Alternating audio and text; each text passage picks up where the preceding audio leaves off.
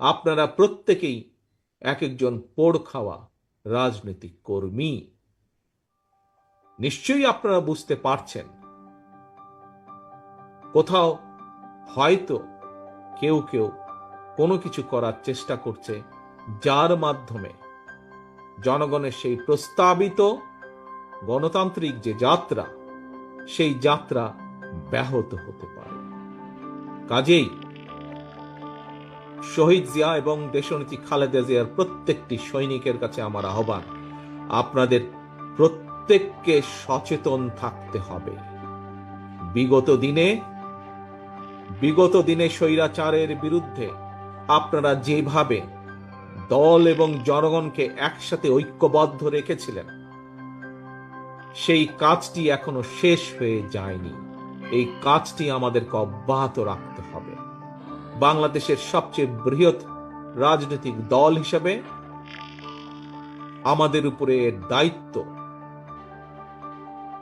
যে গণতন্ত্রের প্রতি যে কোনো হুমকিকে আমরা মোকাবেলা করব,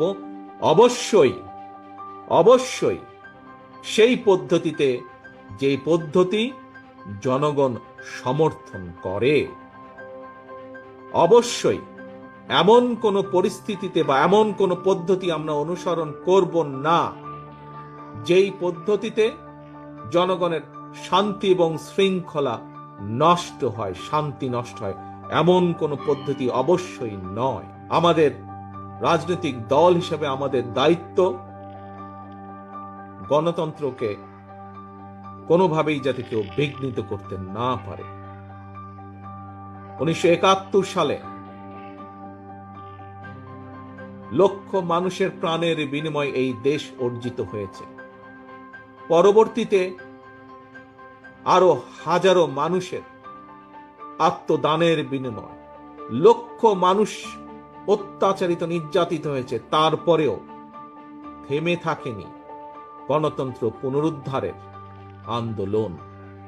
কাজেই এই আন্দোলনের ফল যাতে গণতন্ত্র, সেই গণতন্ত্র ফল যাতে জনগণ দোরগোড়ায় পৌঁছে দিতে পারি আমরা, তার জন্য আমাদেরকে সর্বদা সজাগ থাকতে হবে। প্রিয় সহকর্মীবৃন্দ, আজ আমাদেরকে খেয়াল রাখতে হবে, এই কথাটি আমি বারে বারে বলেছি, আমাদেরকে খেয়াল রাখতে হবে।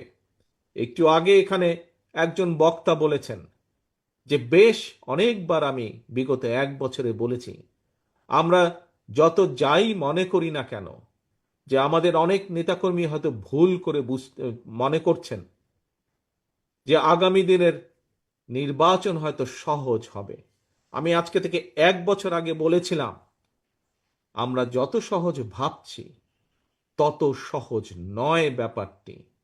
আপনাদের নিশ্চয়ই সেই অনুষ্ঠানে উপস্থিত ছিলেন অনেকেই, সবাই না থাকলেও যেই অনুষ্ঠানে 1 বছর আগে আমি এই কথাটি বলেছিলাম, অনেকেই আপনারা সেদিন উপস্থিত ছিলেন। প্রিয় সহকর্মীবৃন্দ, যা আমি 1 বছর আগে বলেছিলাম, পারিপার্শ্বিক অনেক কিছু দেখলে ধীরে ধীরে মনে হয় সেই কথাটি হয়তো সত্য হতে যাচ্ছে। কাজেই বাংলাদেশের সবচাইতে বড় রাজনৈতিক দল হিসাবে আমাদের দায়িত্ব, যেভাবে বিএনপি দেশের মানুষকে সাথে নিয়ে গণতন্ত্র পুনরুদ্ধারের আন্দোলনকে জোরদার করে তুলেছিল, সেই আন্দোলনকে জনগণকে সাথে নিয়ে সফল করেছিল। আসুন আজকের এই কাউন্সিল অধিবেশনে আমাদের প্রতিজ্ঞা হোক, ঠিক একইভাবে যতক্ষণ পর্যন্ত এই দেশের মানুষের গণতান্ত্রিক অধিকার পুনঃপ্রতিষ্ঠিত না হয়, যতক্ষণ পর্যন্ত বাংলাদেশ গণতন্ত্রের লাইনে আবার উঠে না আসে, সেই রেল লাইনে উঠে না আসে, গণতন্ত্রের রেল লাইনে, ততক্ষণ পর্যন্ত বিএনপির আন্দোলন থেমে থাকবে না। আজকের এই অধিবেশনে, এই কাউন্সিল অধিবেশনে এটি হোক আমাদের প্রথম প্রতিজ্ঞা। আমাদের দ্বিতীয় আরেকটি শপথ গ্রহণ করতে হবে। প্রিয় সহকর্মীবৃন্দ, কি সেই শপথ? এখানে আজকে আমাদের অনুষ্ঠানের উদ্বোধক জনাব মির্জা ফখরুল ইসলাম সাহেব একটু আগে বলেছেন যে এই সেই মাঠ, যে মাঠে আমাদের নেতা শহীদ রাষ্ট্রপতি জিয়াউর রহমান বক্তব্য রেখেছিলেন। এখানে বহু মুরব্বী নেতৃবৃন্দ উপস্থিত আছেন। আপনাদের নিশ্চয়ই অনেকের মনে আছে শহীদ রাষ্ট্রপতি জিয়াউর রহমান কিভাবে খাল খননের মাধ্যমে দেশের খাদ্য উৎপাদন দ্বিগুণ করেছিলেন, দেশে উৎপাদনের রাজনীতি শুরু করেছিলেন, কলকারখানা থেকে শুরু করে আরো অনেক কিছু, যার মাধ্যমে দেশ একটি উন্নয়নের দিকে ধীরে ধীরে ধাবিত হচ্ছিল। প্রিয় সহকর্মীবৃন্দ, ঠাকুরগাঁও জেলার বিএনপি সহকর্মী বৃন্দ, বিএনপি এবং সকল অঙ্গ সহযোগী সংগঠনের উপস্থিত সহকর্মী বৃন্দ সহ সমগ্র বাংলাদেশে বিএনপি সহকর্মী বৃন্দ, বাংলাদেশের সবচেয়ে বড় রাজনৈতিক দল হিসাবে আমাদের আরেকটি অত্যন্ত গুরুত্বপূর্ণ এবং পবিত্র দায়িত্ব হচ্ছে এই বাংলাদেশকে আবার পুনর্গঠন করা, এই বাংলাদেশকে আবার ধীরে ধীরে গড়ে তোলা, বাংলাদেশের মানুষের প্রত্যাশা অনুযায়ী, যার রূপরেখা আমরা 2-2.5 বছর আগে 31 দফা রূপরেখার ভেতরে দিয়েছি। প্রিয় সহকর্মীবৃন্দ, আসুন আজকে আমরা তাহলে দুটি শপথ আমরা গ্রহণ করি এই কাউন্সিল অনুষ্ঠানে।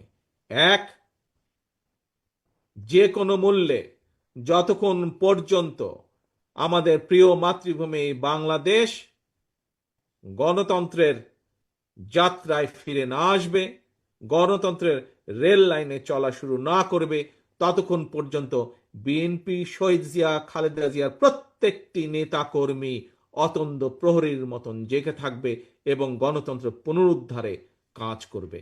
এই হলো এক। দ্বিতীয় শপথ হচ্ছে ইনশাল্লাহ জনগণের প্রত্যাশিত যে নির্বাচন আগামী দিনে, সেই প্রত্যাশিত নির্বাচনের মাধ্যমে বাংলাদেশ জাতীয়তাবাদী দল বিএনপি জনগণের রায় সরকার গঠনে সক্ষম হলে ইনশাল্লাহ আমরা আমাদের সেই 31 দফা আলোকে এবং বাংলাদেশের জনগণের প্রত্যাশিত যে বাংলাদেশ, সেই বাংলাদেশ গড়ে তোলার জন্য আমাদের জীবন বাজি রেখে আমরা কাজ করব ইনশাল্লাহ। এই দুইটি হোক আজকে আমাদের এই কাউন্সিল অনুষ্ঠানের শপথ। প্রিয় সহকর্মীবৃন্দ, সামনের দিনে আমাদের তাহলে ইম্পর্টেন্ট কাজ হচ্ছে দুটো।